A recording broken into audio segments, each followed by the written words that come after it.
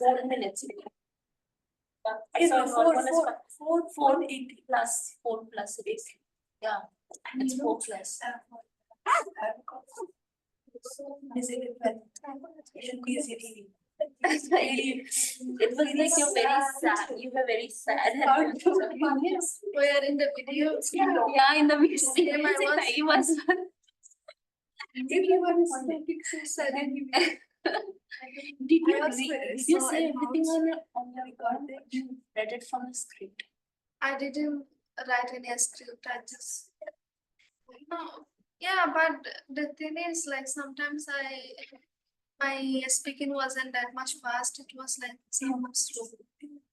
Yeah, because I didn't read and I didn't memorize from some. I tried not to memorize, but now it's slow. Speaking is slow. Yeah, same for me. You know, I have to, for me, I tried yesterday. I was like, let me try one paragraph. I was thinking, because I was forgetting the points. The problem is that I forget the points. Yeah. Yeah, exactly. That's what I think. It looks impossible. I just read the script because anyway, the script is prepared by me. All the points are prepared. I set up something in sometimes I miss once and then I had to repeat the video again several times. Maybe I did 14 times. I got it 14 times because it is 7 or 8 times. For me, I'm just scared about this thing, the adaptive challenges, and in case if I forget that one, so that is the main one. And she told to mention a lot of things. If we don't mention, then she the marks in mistake. So I'm scared of that. In case while speaking, what we need to be mentioned, the adaptive challenges, technical challenges, all those things around me. So I don't want to forget those because those are the most important ones. So while maybe I'm you have fun publication it you are selected. yeah, Have you seen one? yeah. What I was talking about. Yeah, I understood. I saw one was 4 minutes out there, but oh my god. Because I am just for a long time. No, I was talking slowly. Point by point. She was the first one to apply and say Hasni was one. And after things, Saiba's one I got correctly, I can read the script and just finish it off. Because I can't do it. I'm not right. It's true. And it's still Hasni plus one. Yeah, my one is not that good. I recorded sound. But you know, for that sound, and also in the middle, I was looking. Say my heart, say my name.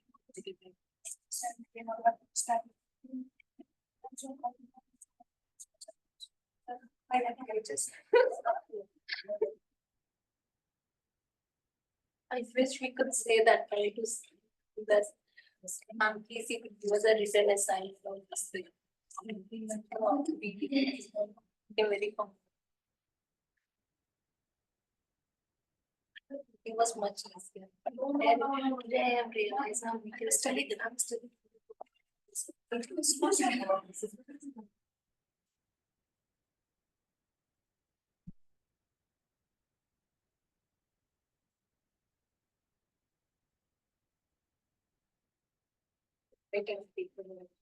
You see?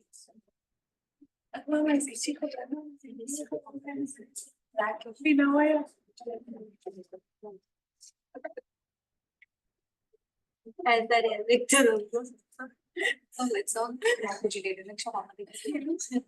I named up with you language. Ready supply could just submit. That's what we're stuck over here forever. It has an interconference.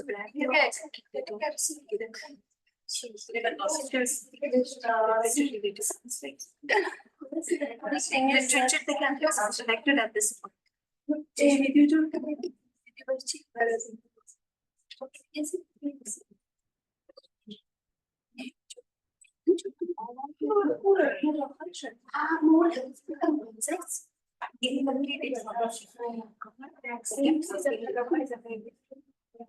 I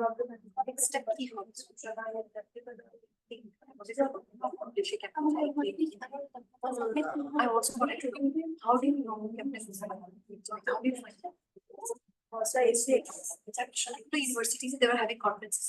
Some of the professors were presenting paper, but they're not telling us that we are able to Hello. have that. My professor, how do you know this? Hi, Assalamu alaikum, and very good morning to you all. Can you hear me? Yes, good morning. Morning. Is Miss Tanha here? Yep, I'm here, Professor. Okay. So we can start the proceedings, right? Good. So, can see your- yes, We can see your slides. the slides are visible. Very good. Thank you.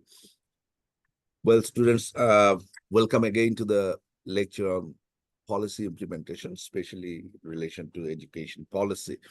Even in our last class, we discussed how we will think about a policy implementation. And this particular class, we will focus on key determinants of education policy implementation, as well as we will try to see the theoretical base for developing a framework for policy implementation. As we go on, we can, in our last class also, and if we just go back to our previous lectures, we can just imagine in the policy cycle or in the life cycle of the policy implementation stays in the very heart of, the whole process. It's like the bridge between policy objective as well as policy outcome. As we started the journey with, identifying a problem. So when a problem is identified, we just think about what object to achieve, and that's why normally this policy implementation is considered as a bridge between the policy objective. And then when we set the agenda for policy implementation and policy formulation, we also set at the same time the outcome for the policy implementation. So these link between this objective as well as the outcome actually denotes or explains us how the policy implementation will go about it. It's about interaction between setting of goals as well as the action which will be geared towards achieving those particular goals.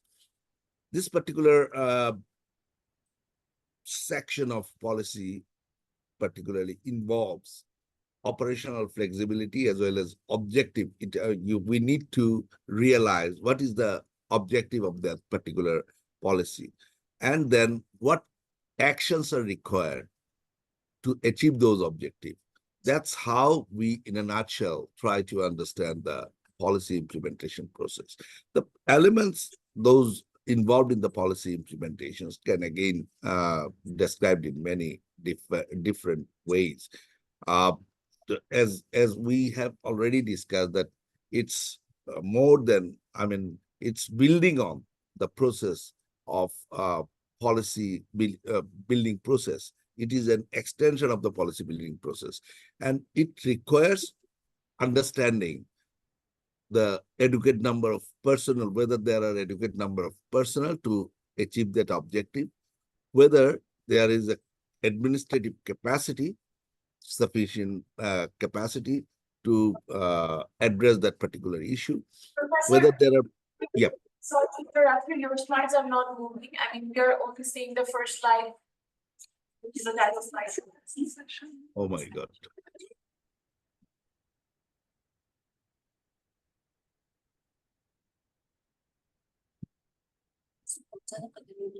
Can you see the slide moving now? No.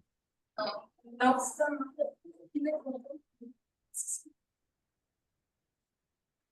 Oh.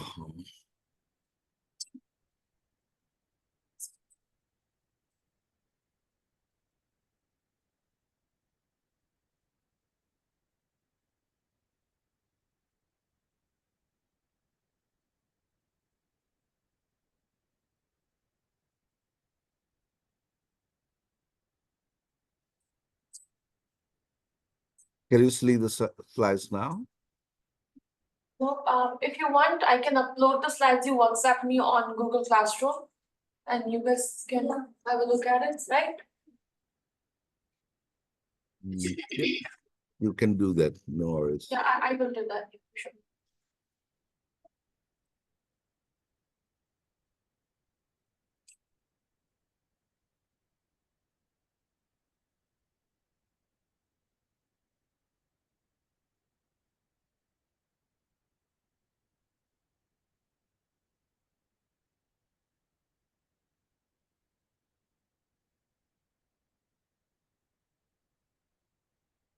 So why?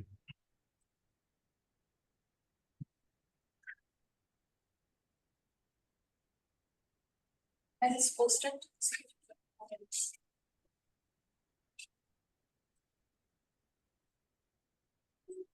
So I'm stopping the sharing of slides now. Is it all visible to you now? July 7th?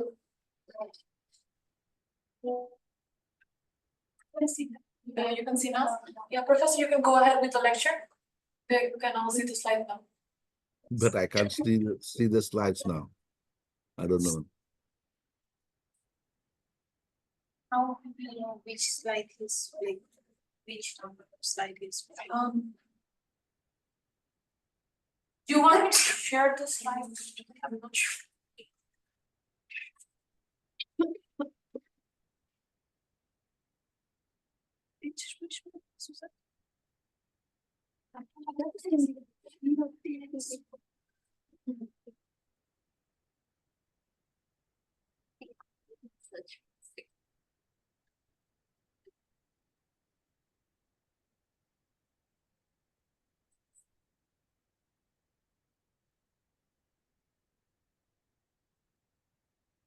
Can you see your slides now, Professor?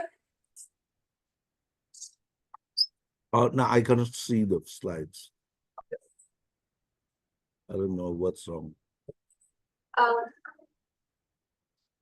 do we have Professor Mujahid al-Islam online? Because we just, for us to share the screen, we need, since you're the host, we need permission to share.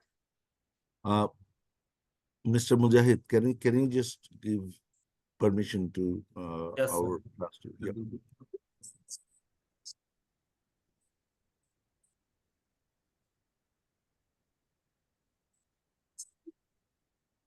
Yes, sir, done.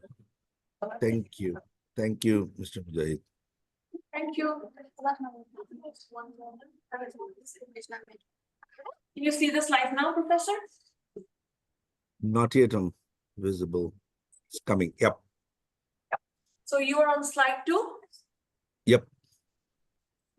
Just tell me when to scroll it down and I will do that. Surely. So we were discussing the policy implementation's position in the policy cycle as it is playing the role between policy objective as well as policy outcome. And we have discussed that the 3 critical issues that are involved in the policy implementation. One is the operational flexibility. The next one is the objective realization, understanding of the objective as well as understanding of the actions required to achieve that objective. Having said those, we were turned into elements which are related to the policy implementation. And we said at the very, in that particular section that policy implementation is an extension of the policy building process. And to deal with that policy or to address that policy, some key elements that we need to look into is that whether do we have sufficient or adequate number of personnel to implement that particular policy, whether there is administrative capacity to address that policy, whether there is political and judicial support to carry on that particular policy in the country. And last but not the least is the necessary financial support because if you do not have sufficient funding, again, you just cannot go ahead with the policy implementation. Even in the literature base, I have shared with you a few reading materials. I'm sure you have gone through it. You had a good reading on that particular, especially Fajan Barrett in 1981. They just described that policy implementation deals with 4 questions to be addressed. First, knowing what to be done, what we need to do, and availability of the resources, which is again in term with the necessity of the financial support, availability of the controlled resources to achieve result, as well as communicating with people, because we discussed in threadbare in our last section that the factors which are involved in policy implementation, and one of the critical area was the people related factor, and their connectivity is crucial for policy implementation. May we move on to the next slide, please?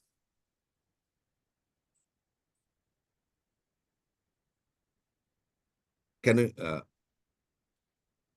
So having said those, we now start discussing on the key determinants. What are the key elements? What are the key influencing factors for policy implementation? There are, I have just identified 4 areas, and under that, maybe there are some other sub areas that we will discuss. The first one is the policy implementers, and under that, there are several headings. And the second one is implementation technique, how we are going to implement it. And the third one is the condition for successful implementation, the context and the people's involvement in it, and the approaches. There are many different approaches discussed in the literature base, which we will just try to see how those are interacting and how those are interplaying with each other. Can I move on to the next slide, please?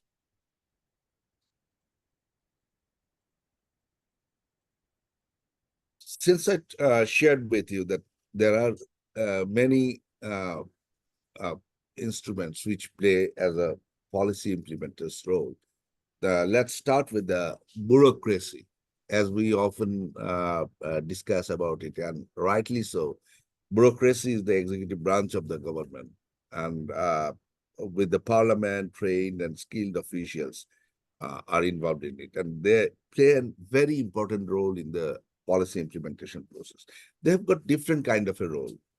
The first one is maybe they play the role of an administrative role. Civil servants are bounded by their constitutional responsibility to advise on the policy option. And they advise the ministers on the financial as well as administrative implication of different policies, and based on which the policies, some policies are taken, and sometimes some policies needs to be corrected. And that's why we say that bureaucracy plays a very crucial role in the policy implementation process. Even under this bureaucracy, these bureaucrats, knowledge and experience, their knowledge and experience plays a vital role.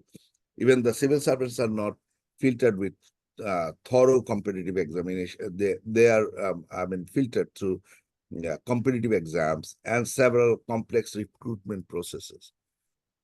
And because of their long experience in the same sector, they definitely gain that experience to make comments on that particular issue.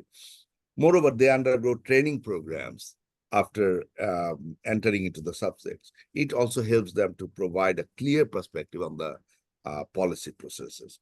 Therefore, when playing their role, it plays a very critical role. And moreover, these bureaucrats, their job is, in permanent nature. Due to the permanent nature of their job, the civil servants spend more time on each department and helps them get familiarized with their responsibilities. Though it is in the, I'm saying it, it may not be very true for many countries' bureaucratic system. maybe in some of the countries where you have got a policy that one a senior officer or one officer who is working in one ministry for 3 years and then he will be posted to other ministries, then he's going to lose that institutional memory. That's why this particular, I mean, the permanent nature or the continuation of that bureaucratic service in one particular area is again a very critical thing that we need to take into consideration in the policy implementation process. Let's move on to the next important arena, and that is legislative. In the legislative, we can say that in the parliamentary democracy, this legislature or the legislative process is the supreme policy making body. In our country, as you know, we have got the parliament and we have got the parliamentarians who ultimately, when the policies are taken or policies are, I mean, in principle agreed by the bureaucrats from the cabinet division. I discussed it, I think in third or fourth class, when we were discussing policy implementation, education policy implementation process in Bangladesh, that it is approved in the cabinet ministry and then it goes to the parliament for the final approval through the the parliamentarians take decision whether it will be taken or not. And that's why the legislature also make laws and thereby legitimize the decisions and policies for the public. And the collective responsibility of the executive toward the legislature authorizes the body to raise concerns about the implementation of different policies. This is how they can shape the implementation method of a policy. Legislature, in another way, to be very honest, authorizes taxation and expenditure. How much tax will be taken from the public? That particular decision to implement a particular policy, because implementation of policy requires allocation of funding. And where from that fund comes in a democratic country, it's the people whose taxes actually enriches the government's treasury. So the decision is taken from the parliament through the parliamentarian that, okay, that kind of a tax can be taken even to implement that particular policy. And even that legislature puts our administrative actions to the executive to criticism and scrutiny. Moreover, Parliament acts as an ultimate forum for public grievances. So that's why we can see that this legislative process in the policy implementation plays a very crucial role.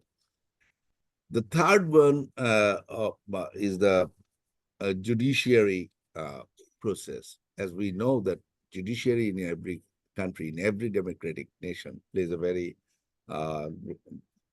crucial role. And it is carried out through exercising its normally through exercising the power of judicial review of legislation. And judicial review is a power of the judicial court to determine the constitutionality of the legislative as well as executive action. So that's again another machinery apart from bureaucracy, then the legislative body, I mean the parliamentarians, then judiciary plays a crucial role even in policy making, policy implementation process, because administrative tribunals are sometimes said to obstruct or nullify the implementation of a particular administrative action if it is found that some policy is not working well to the support of the government. In that case, it can go up to the courts and the court can take decisions. That's an important machinery. And the next one is the interest group. That's a very again a very interesting part because in the political influence is also exercised by the interest group. Even you can just see the example in our country also, or any other country, when the policies are taken, interest group, the businessman, those who are involved in different, production field and business, they also have got a great say to, which policies to be carried forward and which to be, stopped. They become an important channel for communication of the ordinary citizen, because they are again making a bridge between the public as well as the policy implementers, and their influence and pressure on the public officers without any intention of contesting the election or gaining authority. And well-organized interest group have a better chance to influence the government. That's why this influence is present at both policy formulation. Even when the policy is formulated, this interest group plays a crucial role. Normally, I can give a very simple example for you to understand. When we are talking about the technological advancement, and when the government is thinking of implementing blended education master plan, like digitization in education, then the people, businessman or the business group, those who are involved in IT business, they just put another pressure on the government with citing example from different other countries that this is how the digitization is booming all over the world. And that creates another problem. They just try to make the government understand that you have got a huge number of students, and where you need to give computers and laptops or educational devices. So based on that, again, government need to work on that, because they may put pressure on the political leaders or on the bureaucrats that we need to carry on that particular, need to address that particular digitization issue, so that the country can address the ultimate target of technological challenges. So this is how the interest group has got a role to play in the policy implementation process. And another one is the community group, because even effective policy implementation can be brought out without the or with the cooperation of the local community groups existing in the concerned political system where the policy is being implemented. Especially, I have just given an example like Union Parishad, and in India, it is like Panchayat Raj. I do not know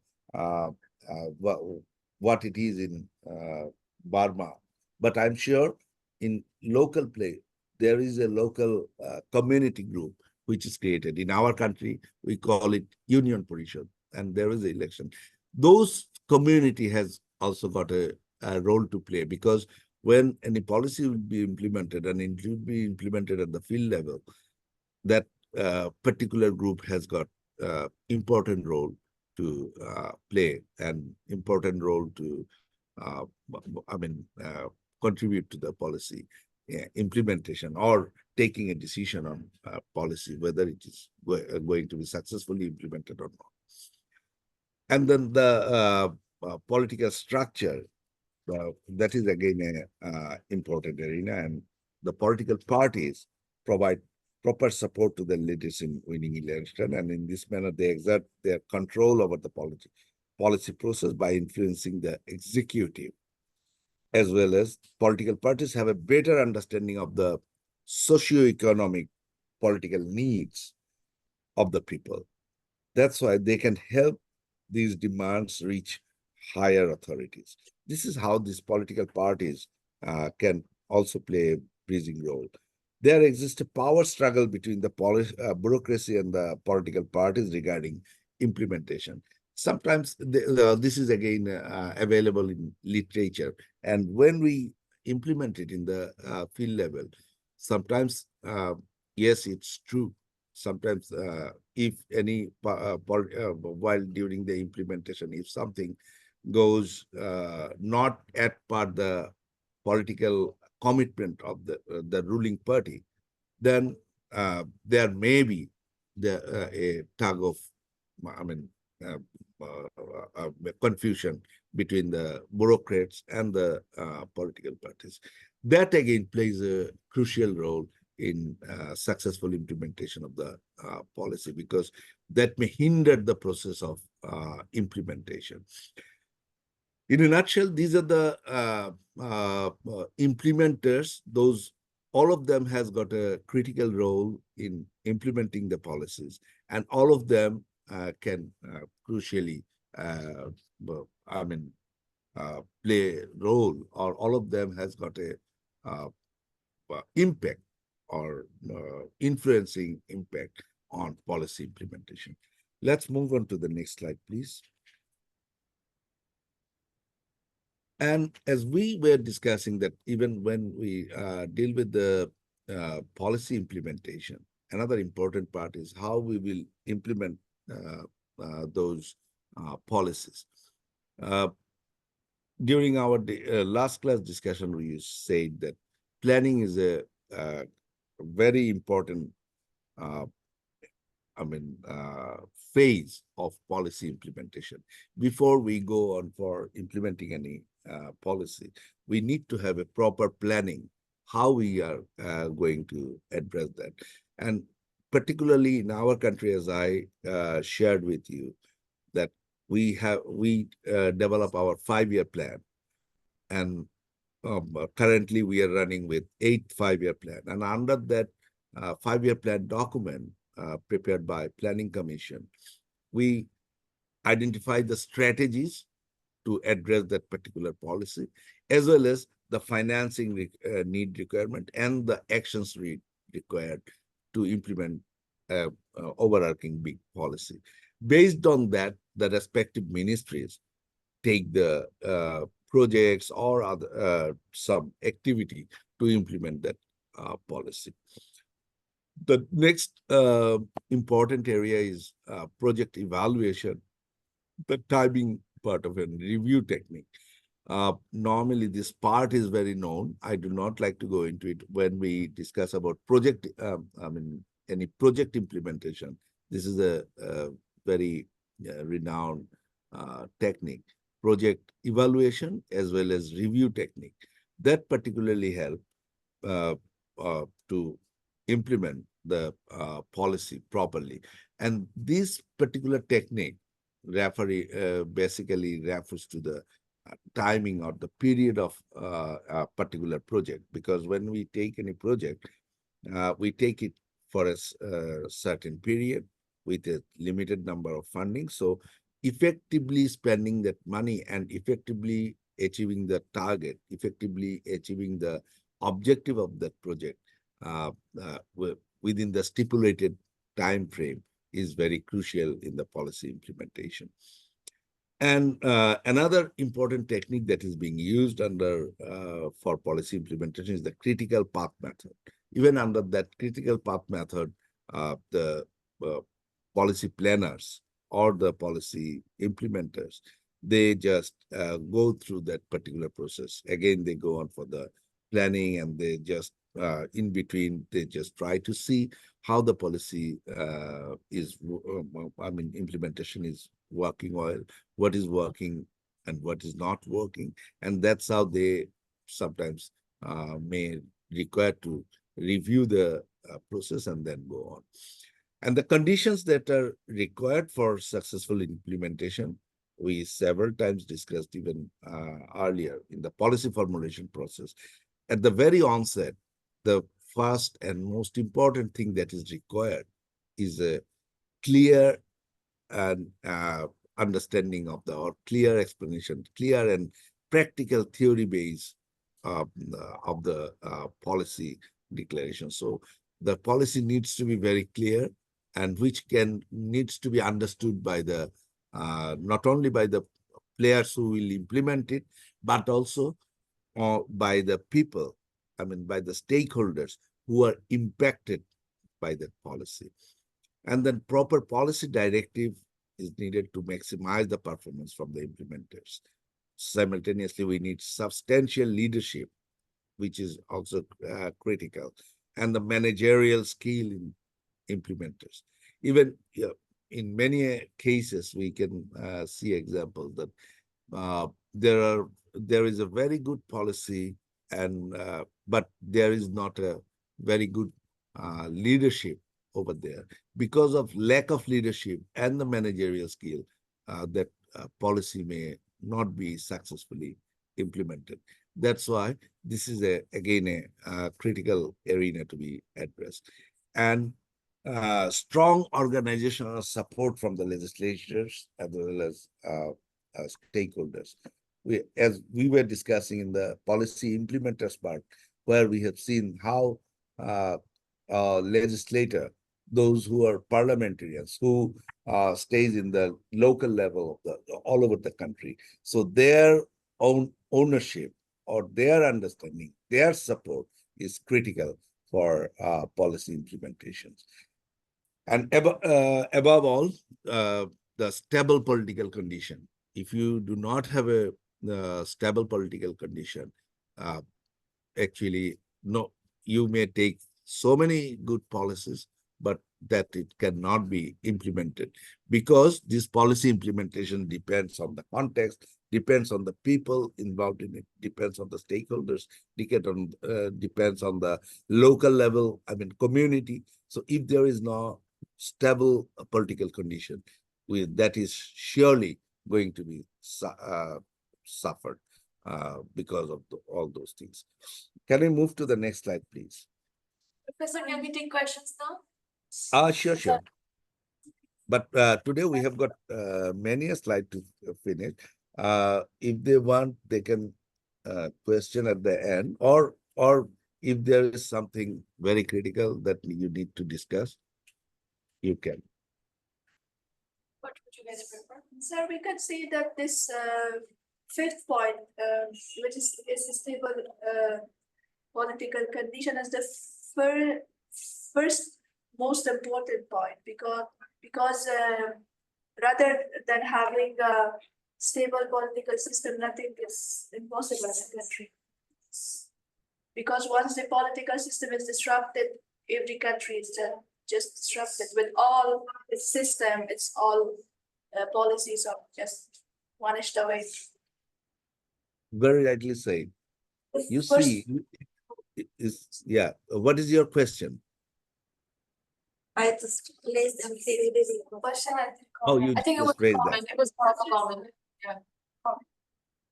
It's very truly. You see, even think about ourselves.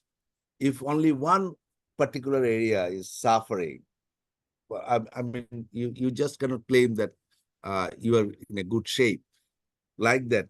The political condition, I consider it as the heart of a human body. If that is not okay, everything else gonna be suffering. Yep, that's true. And sir, I have Any a other question. My question is about, I didn't get a very clear differentiation between the interest groups and community groups. What is the main difference between these two? Community Sorry, groups and interest groups. She did not understand the difference between community group and interest group. Oh, okay. They're related to each other or separate from each other? These are separate too. Community group refers to, as I told you, that is again a part of the government machinery. I mean, the local level government body. In our country, we say that it is the union position, but the interest group, that is another particular area. They can stay in all over the country. Those who are involved in the business, those who are interested on that particular arena, those who have got their own interest when that policy will be taken. Or there may be some group who may think if that particular policy is taken, their world will be disrupted. That's how the particular group is plays a very crucial role in our country. If we can just see FBCCI, the business community, they are playing a pressure group role, but the community group, they are the government machinery at the local level. They are the elected bodies. Like we have got the parliamentarians for the whole area, but they are the local level elected bodies, and the community of that particular arena surrounding that school. They also play a crucial role. That's how these are different. Thank you so much. Professor, we can move on to the lectures and then maybe in the end they can ask. Yeah. And the approaches that are were taken for policy implementation. During our discussions, we have said that there are some, in many countries, it depends on the country-specific way, in which country which one is working well. But there, in the literature base, we can find there is a top-down model when the policy is taken from the top and it is implemented or it is imposed to be implemented. And there are also other way around. The ground reality is taken from the people who are working in that particular sector. And from that, ultimately, the need is identified. And based on that need, the policy is formulated, which is called the bottom-up approach. Or policy action model is also there.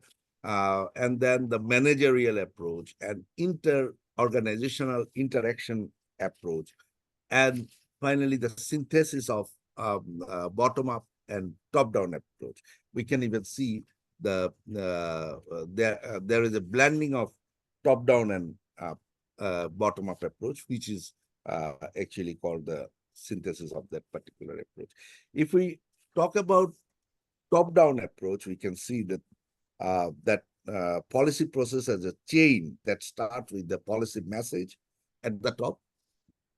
From the top, there is a policy message, and then the implementation, which is occurring in a chain of well-defined control, as we have described, that it ultimately cascades down through bureaucrats to the local level managers, and then maybe in our education to the school level head teacher, and then the teacher, and that's how it goes trickle down. This model focuses on getting people to do what they are asked to do.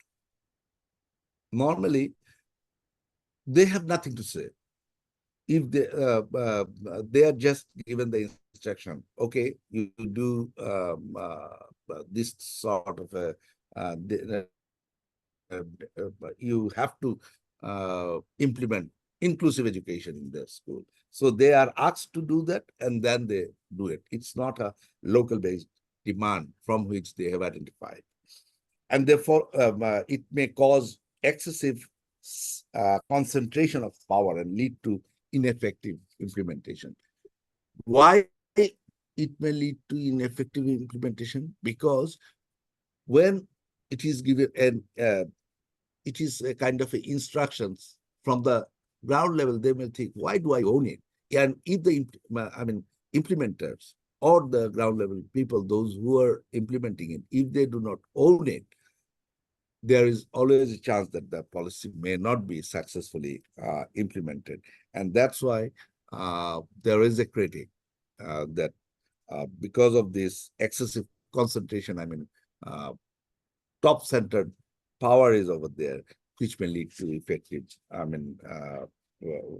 ineffective implementation. And in the bottom-up approach, we can see this model considers the implementation as the process, and it involves negotiating and the consensus building. Normally, the implementers who are working in the field, they identify their problem, and then they agree on that maybe this particular issue will be useful for us to carry on or to implement that or to better or improve our situation. Based on that, the policy is are taken. And it because the earlier one, top-down one, was centralized one, and this one is, we can say, decentralized. It focuses on decentralization of authority, starting from the grassroots level. However, this is this is again a complex process and difficult to implement at large scale, considering uh, where there is not a very structured organizational, uh, maintenance in a country. It may take very different shape, because even in the ground level, they may not agree on particular issue, and then they can one person can propose one and another person can, that they may not come to a consensus. So this is again considered not a very ideal, particularly in this situation, if the organizational structure is not very well structured. And then the policy action model, we can just see that the power, authority, interest, and relations in an organization are dynamic and changing all the time. Because when those who are giving the instructions and those who are implementing it, and even the in-between interest group, all discuss or interact among themselves during implementation or action of the process. And that's how this model focuses on factors that affect the behavior of the individual agencies, as well as the scope of the action.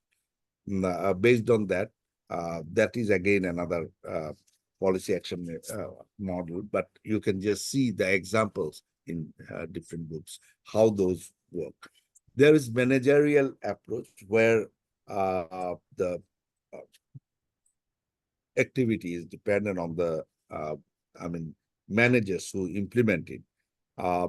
There are some operational management, where as we have discussed in the technique, implementation technique, critical path method or part method, the project evaluation and review technique method, all those are taken into consideration for implementing a particular project. And in some way or other, this managerial view essentially focus on managerial values in implementation. And public policy is considered to be in need of more market-driven decentralization. So here, there are also critics, those who discusses on that particular issue. But this managerial approach needs to follow the particular method that has been discussed to implement a particular policy. And we have got that inter-organizational and interaction process. These interactions can either be in the form of power dependency approach, where the relationship between different organizations are based on dominance and dependence. Otherwise, it can be for the organizational approach, exchange approach, where different organizations work for their mutual benefit. In this particular approach in the literature base has been discussed, because in the policy implementation, different organizations are also involved in any particular policy implementation. So if the organizations, their target and their work, if some organization have tried to exercise their power on another one, or if one organization is dependent on another one, their understanding plays a very crucial role. And later on, the last one, that because of many different approach, even there is a literature base where it has been discussed, the bottom-up approach and the top-down approach, where both these models are exercised to mitigate the problem of one particular approach, which has, as we have discussed, that in the bottom-up approach, there is one kind of a problem. In the top-down approach, there is another kind of a problem. So to mitigate those, this synthesis has taken a new shape. And especially researcher like Sabatier I will share with you one model for that, which combines the distinctive features of bottom-up approach and top-down model for effective implementation.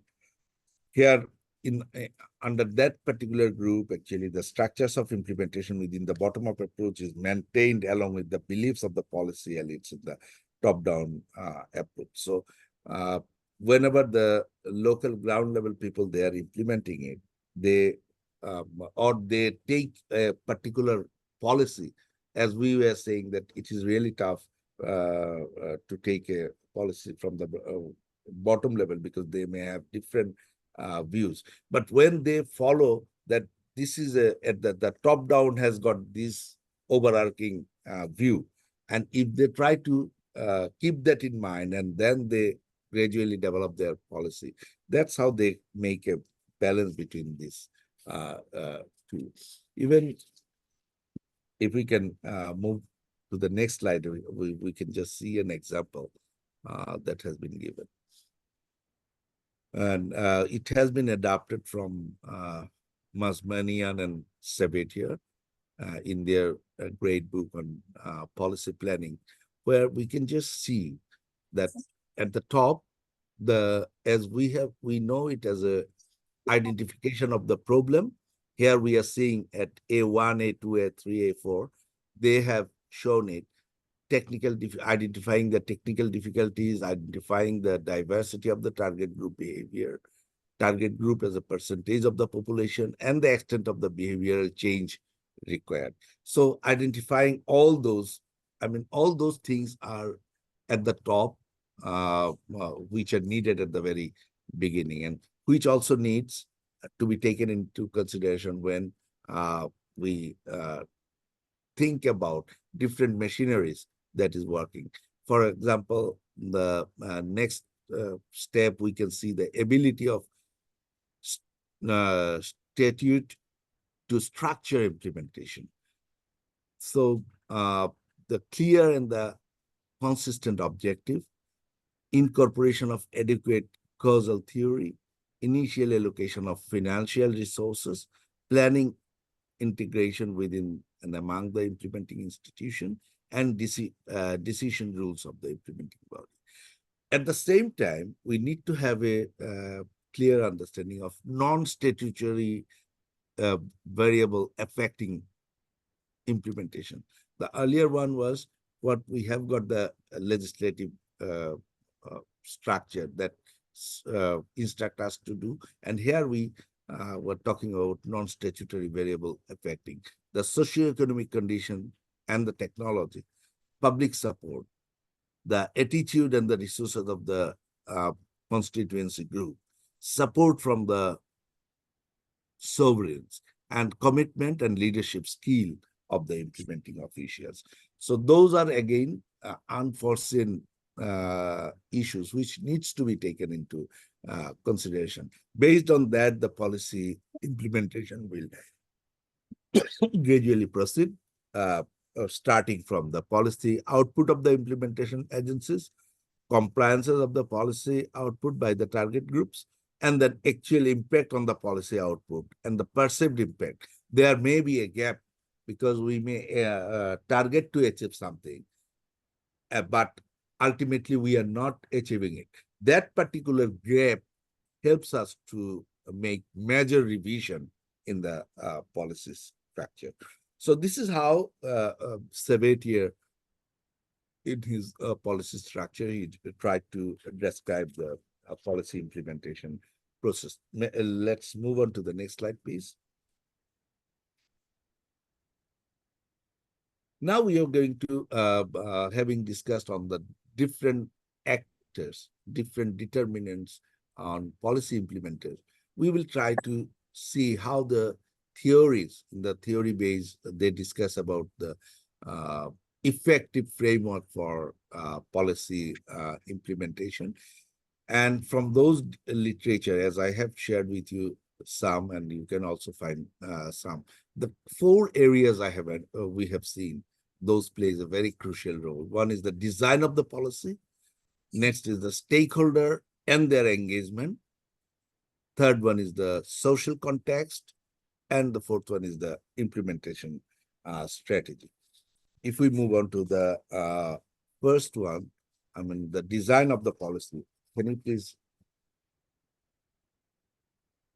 move on to the next slide, please? In the design of the policies, scope of, here you can see that there are several factors linked to this policy. That under the design of the policy justification plays a crucial role. Because as we know that a policy should address a genuine and clearly articulated need to ensure development, legitimacy, and successful implementation. Prioritize the issues are those which are urgent, clear, and well justified.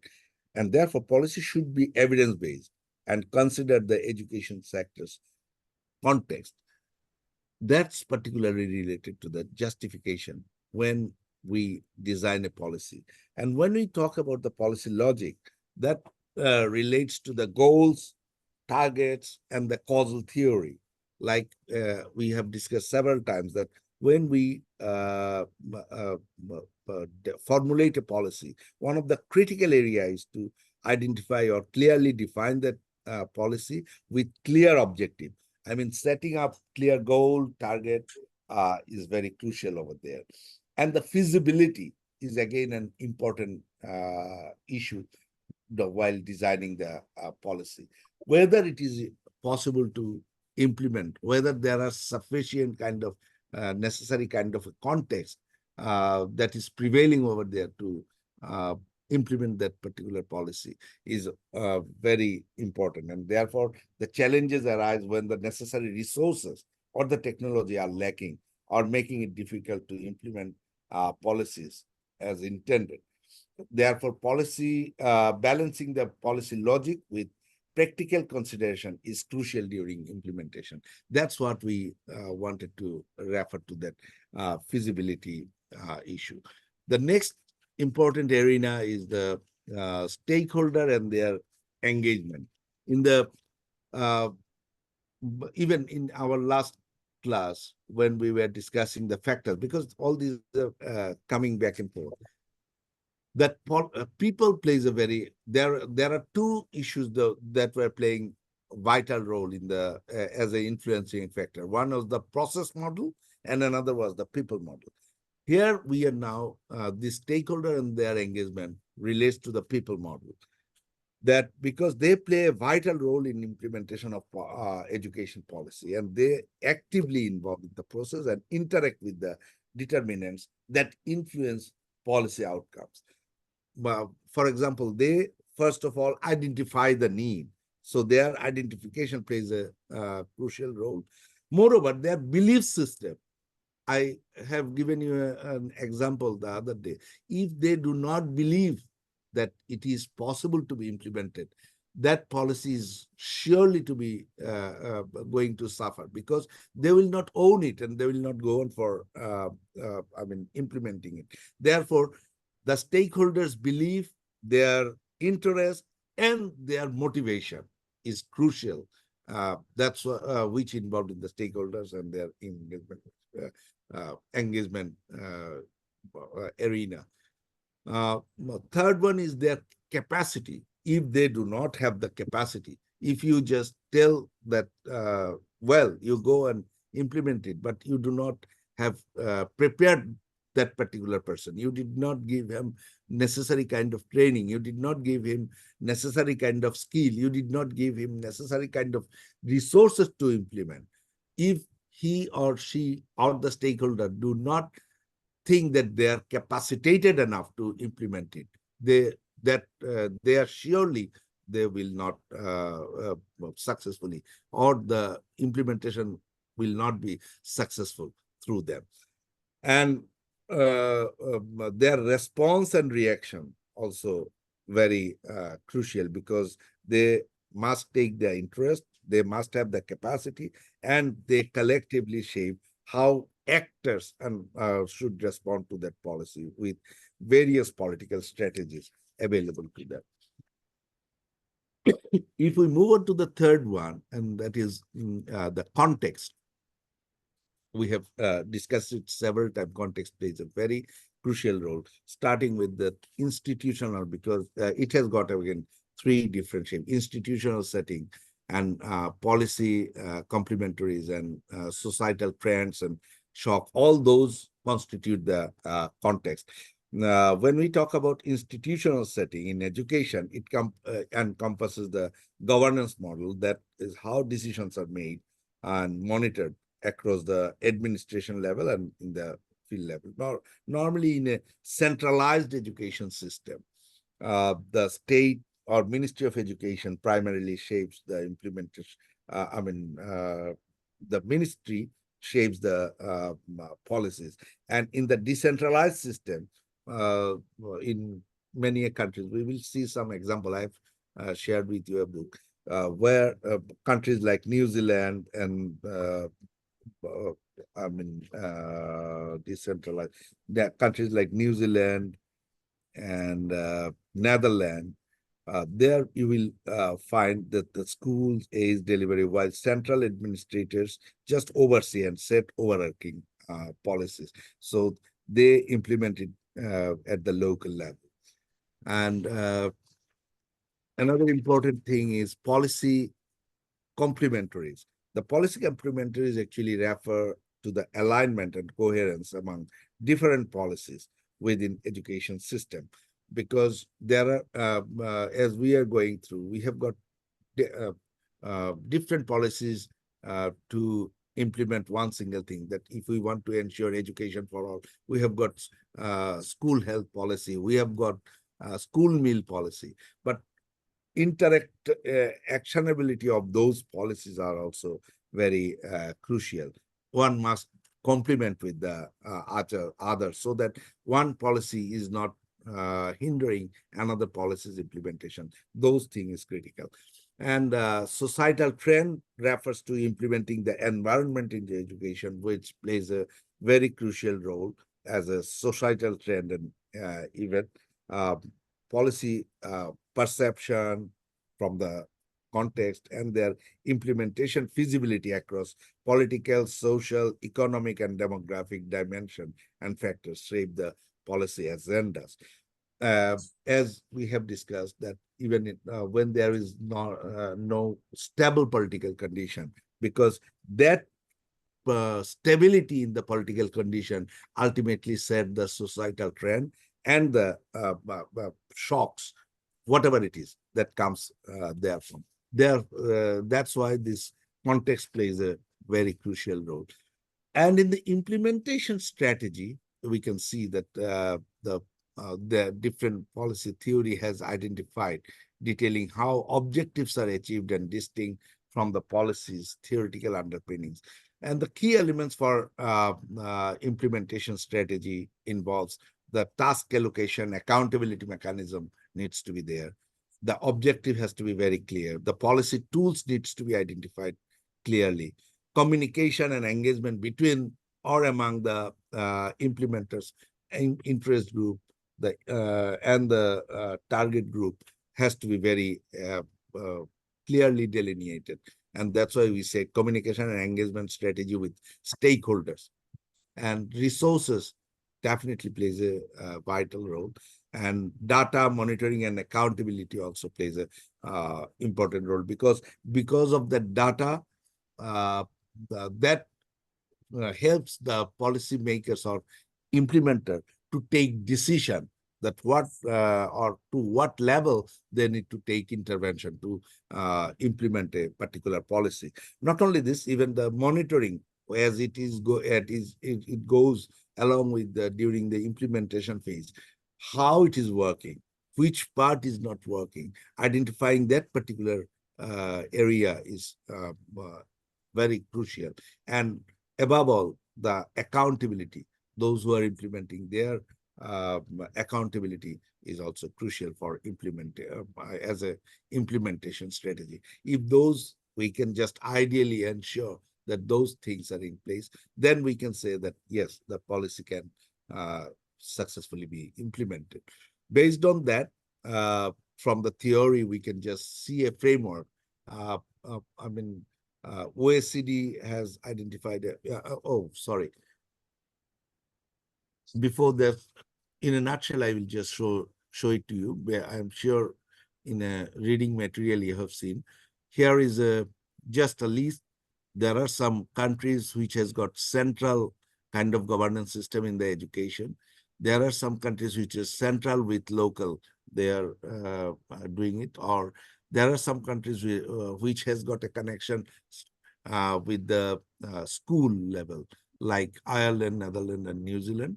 And there are some decentralized countries where the education system has been decentralized at the local level, like Australia, Canada, Belgium, Germany, Switzerland. So this is just a graph, but the next one is very important. From our all our discussion, no. Just go back to the previous slide. Yeah, the stakeholders or the community. You can just now try to relate. Please look into this particular graph. You see, from the very first day we were saying, in the education system, there are three players. Those are the school, I mean, compound environment where you will find the school community and the principal, teachers and student. They are in the middle. And as we have discussed many different things, you can see the interest group like researcher, international organizations, because international organizations has got their international agendas to be implemented or to be infused to the school system. That's how that is again playing as a interest group. And you can see another training providers, education material providers. They are the interest group. This graph is very now clearly identify the difference between the community and the interest group. They are the interest group because they are maybe a group who are providing training. So they will always look forward when that education system is going to give a large scale training so that that particular industry can grow that training. Or another group like in our country, we have got the publishers with their printed materials like books and all this. They also stay and look at the policy implementers, what kind of policy they are taking, whether their industry, that printing, press and publication industry will be disturbed or not. So they also play a vital role. Say here you can see that they are at the top of this diagram, the educational material providers, training providers, international organization, researchers. And there is another interest group, the media. They discuss and they try to motivate and make it clear to the normal people what is going on and how it is going on. There is another interest group like NGOs and the labor unions. They also play over there. The private business, parents and communities. And at the bottom end, you can see the key implementers like ministry, inspectorate, government agencies, local authorities, school boards, school providers. They are the implementer section, as we have discussed, the policy implementers. So this diagram will help you when you read. If you just take it into in front of you, that will ultimately help you to identify different influences that is coming in between or influencing the middle part of it. That is the school community, teacher, and the students. That's how actually policy implementation goes on. Let's move on to the last slide and we will just spend 1 minute. Yes, as you can see, we have already discussed that the 4 key areas for policy implementation or policy framework is important. We have already discussed it, but you can see it in the diagram. It is a diagram that has been proposed by Vincent Pond from OECD document. We have just adapted it. At the outer circle, you can see the smart policy design is one, inclusive stakeholder engagement is the second one, and the conducive context, as we have discussed all these 3. And at the middle, you can see the implementation strategy. That was our last point we discussed earlier. So all these 4 ultimately helps you to enter into the policy implementation process. And in 4 different ways, sectors, they influence on policy implementation. So we can just, these are just the reading material or reading guideline that I have provided today, but I'm sure we have Ms. Tanha with you. When you will discuss in detail, you can really find a closer link between all these discussion. With these words, I would like to stop my lecture today. Thank you very much. Tanha, are you there? Yep, I'm here. Can we take questions? Do you have some? Yeah. Now we can take this.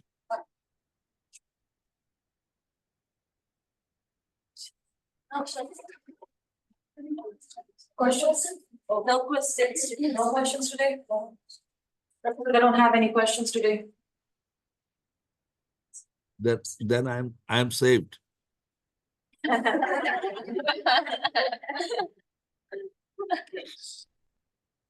Then I'm saved. All the questions are now pending with Tanha. The pressure is on Tanha.